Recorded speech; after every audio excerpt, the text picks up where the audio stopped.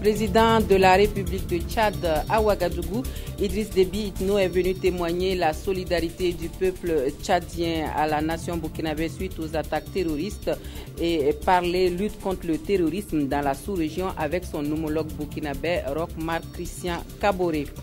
50 ans de règne pour le chef du village de Banoktenga. Le jubilé d'or de l'accession de Naba Baongo a été un événement particulièrement festif. Nous aurons les vraies raisons de ces réjouissances populaires dans ce journal. C'est le sommaire du 13h15. Bonjour à tous et bienvenue à cette édition de l'actualité sur la télévision du Burkina. Bon appétit à vous qui êtes à table. Le président de la République de Tchad est donc arrivé ce matin à Ouagadougou. Idriss Déby Itno vient témoigner la solidarité du peuple tchadien à la nation burkinabé suite aux attentats de la semaine dernière au Burkina. Le président tchadien a été accueilli à l'aéroport par son homologue burkinabé Roch Marc Christian Kaboré. Les deux chefs d'État devraient également parler lutte contre le terrorisme dans la sous-région. Urbain Benito Sommet, Bouma Ernest Nebié. Les attentats terroristes qui ont frappé durement le Burkina Faso le 15 janvier dernier, les pays frères, partenaires et amis du Burkina ne cessent de témoigner leur compassion.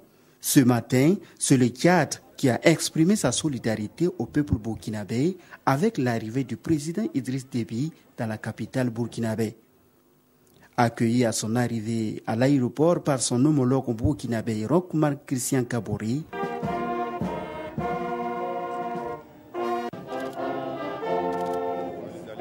après un bref passage au salon d'honneur, les deux hommes ont pris la direction du palais de Koussiam. Vous aurez bien sûr la teneur des échanges entre les deux dirigeants et la suite de la visite du président Déby à Ouagadougou dans nos prochaines éditions. Et puis une délégation du Parlement malien sur les lieux des attaques sur Kwame Nkrumah. Les parlementaires sont venus présenter leurs condoléances au peuple burkinabé à travers le président de l'Assemblée nationale qui les a reçus ce matin. La visite de terrain permet aux députés maliens de se rendre compte de l'impact des horreurs du 15 janvier dernier. Yacouba Gamene, Mouakoum Dabiré. Une délégation de députés maliens chez le président de l'Assemblée nationale burkinabé. Les parlementaires maliens sont porteurs d'un message de soutien du peuple du Mali à celui du Burkina Faso. On est venu vraiment prouver au Burkina que le Mali et le Burkina sont deux peuples frères. Alors s'il y a un malheur au Burkina, ça veut dire que le malheur se ressent directement à Bamako. Donc on ne peut pas rester sur place sans venir présenter au peuple burkinabé nos condoléances. La délégation s'est ensuite rendue au restaurant Cappuccino et à l'hôtel Splendide où ont lieu l'attaque. Une visite guidée des sites et les échanges avec les forces de l'ordre ont permis aux parlementaires maliens de mesurer l'ampleur des dégâts. Nous ne comprenons pas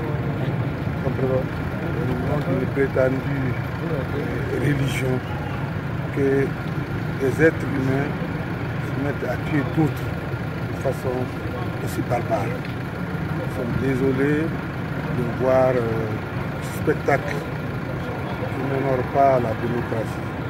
Nous faisons tout en sorte que ce genre d'événements ne se reproduisent plus dans le pays. Face au terrorisme, les députés maliens pensent que seule une action conjointe, parlementaire, gouvernement et services de sécurité de la sous-région permettra de venir à bout du phénomène. Autre point de l'actualité, il s'est ouvert ce matin à Ouagadougou une rencontre de restitution des résultats des projets mis en œuvre par l'ONG Hélène Keller International sur l'agriculture et la nutrition au profit des couches les plus vulnérables. On retient de ces résultats un impact positif sur la situation de la mère et de l'enfant. Céline Ilboudo. L'ONG Hélène Keller International restitue les résultats de deux projets. Le projet Production vivrière améliorée et le projet Soutenir l'agriculture familiale pour la promotion de la nutrition, l'équité et le genre. On arrive avec cette approche de production vivrière améliorée à augmenter la productivité, la production de cultures. En plus, on a vu des résultats qui montrent une augmentation des revenus et l'application de bonnes pratiques de nutrition et d'hygiène. Ces projets mis en œuvre par Hélène Keller International ont pour but d'améliorer le statut nutritionnel des enfants de 0 à 5 ans et des femmes en âge de procréer. Des projets qui participent à la lutte contre la malnutrition et les carences en micronutriments au Burkina Faso. Les projets de HKI nous aident beaucoup parce qu'ils permettent de faire la promotion de la production vivrière améliorée, la promotion de la production des aliments à haute valeur nutritive, qui permet de rendre disponibles des aliments de qualité dans les ménages pour que les enfants puissent bénéficier de ces repas de qualité qui sont diversifiés et qui couvrent vraiment les besoins en termes de qualité et de quantité. Ces projets d'agriculture et de nutrition ont concerné 60 villages dans la province du Gourma avec environ 2500 ménages bénéficiaires. Le Burkina Faso, le Mali et le Niger qui se donnent la main dans la recherche de solutions communes pour le mieux-être des personnes vivant avec un handicap dans les zones de conflit et dans les camps de réfugiés. Le réseau des organisations pour le développement de l'éducation au Burkina Faso a initié une rencontre à Ouagadougou pour une réflexion sur l'amélioration des conditions de vie et de travail de ces personnes. Le reportage de Issa Kafando et Abdoul Rasmane Zongo. Le Mali, le Niger et le Burkina, à travers une synergie des énergies, mutualisent donc leurs forces pour combattre les inégalités sociales et l'exclusion que vivent les personnes handicapées, notamment les enfants, et d'où cette rencontre transnationale. L'équation à résoudre est de faire d'abord un diagnostic de la situation des personnes en situation de handicap dans les zones conflictuelles, camps de réfugiés et déplacés, avant de proposer une piste de solution en faveur de l'inclusion et de la solidarité. Il était temps qu'on puisse justement, en collaboration avec les gouvernants, voir quel type d'accompagnement on peut assurer à ce groupe cible-là. Connaître combien ils sont, quels sont leurs besoins et prioritaires. Le département de tutelle fonde beaucoup d'espoir sur les résultats éventuels de l'atelier. Nous voulons avoir les conclusions de ces travaux pour progresser. Les questions d'enfants, les questions d'éducation de ces enfants. Et l'éducation, c'est vraiment le droit à travers lequel ces enfants pourront exercer tous les autres droits. Au finish, une feuille de route doit être dégagée pour mieux promouvoir en particulier l'éducation des personnes en situation de handicap et en général leur mieux-être. Le village de Banortenga a célébré les 50 ans de règne de son chef le 17 janvier dernier. Rien de vraiment extraordinaire jusqu'à ce que l'on apprenne que le chef de ce village, Moussi, est un Samo. Alors un chef qui retrouve sa place naturelle ou un esclave qui règne sur ses chefs, le moins que l'on puisse dire, c'est que la fête pour la célébration de ce jubilé d'or a donné lieu à des réjouissances populaires dans ce village où la cohésion sociale demeure le maître mot. Jean-Eudes Bayala et Mounira Kéré. À travers chants et danses, ils accompagnent le Naba Bango à son trône. Nous sommes à Bayantenga, un village de la commune rurale de Yaba dans le Nayala.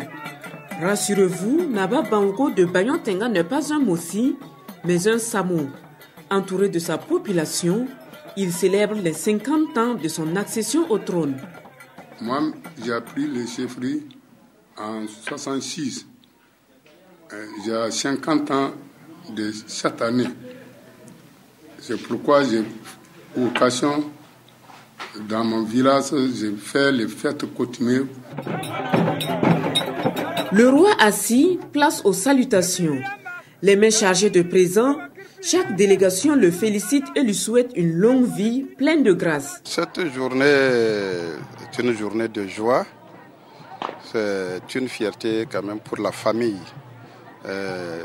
Si vous êtes responsable d'un village et qu'autour de vous, vous voyez tout ce monde, vraiment ça vous réconforte. Bayantenga est un nom mouré qui signifie le village de Bagnon, le père de l'actuel roi. Un village créé en 1932 et composé de plusieurs ethnies. Alors, mon village, depuis, on est ensemble avec les chef de quartier, il y a 3 quartiers. Il y a des Samo, il y a des Monchi, il y a des Gourouchi, il y a des Pelles. Jusqu'à présent, je remercie à Dieu, il n'y a rien qui a passé comme mauvais dans les villages. Mon grand-père est venu à Bayontenga depuis 1938. Moi, je suis né ici.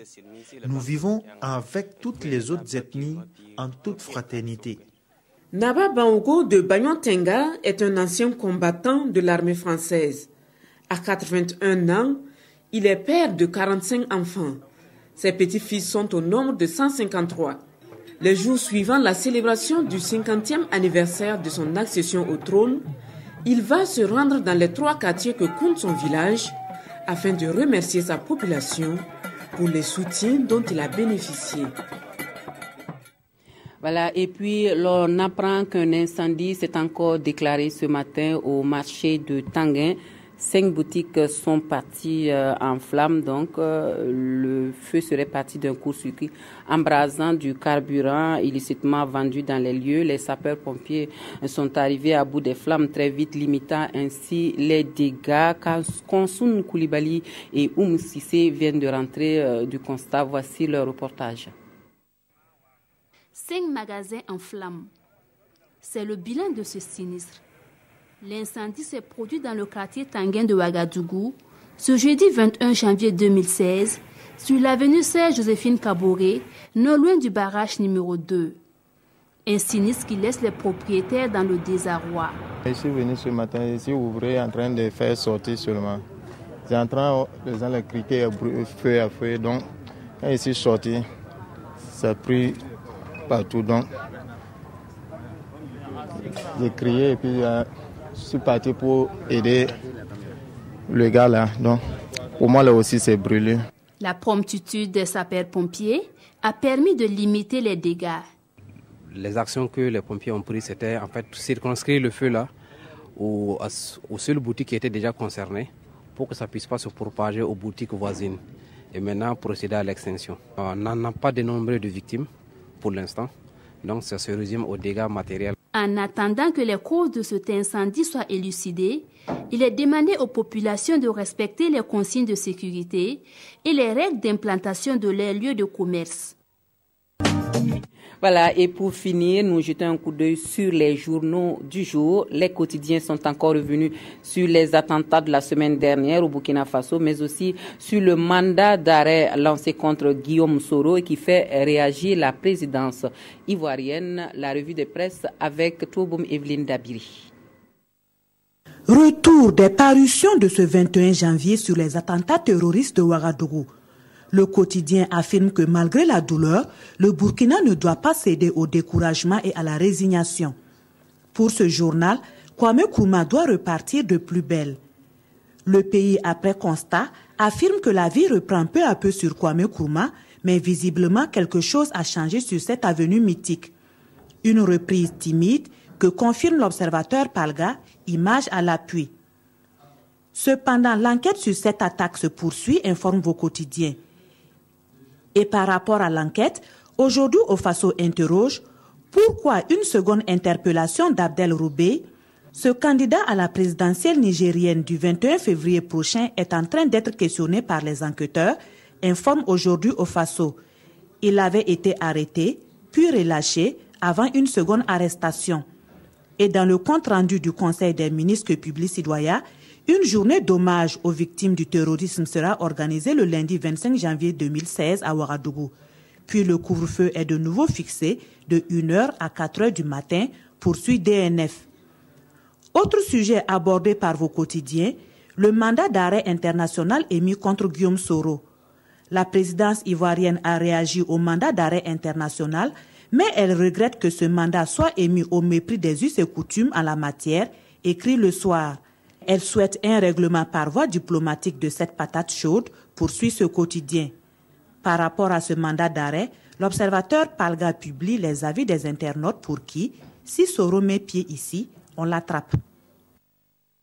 Voilà, c'est la revue de presse qui referme l'actualité de cette mi-journée sur la télévision de Burkina. Merci à vous de nous avoir suivis. Excellente journée à tous et à toutes.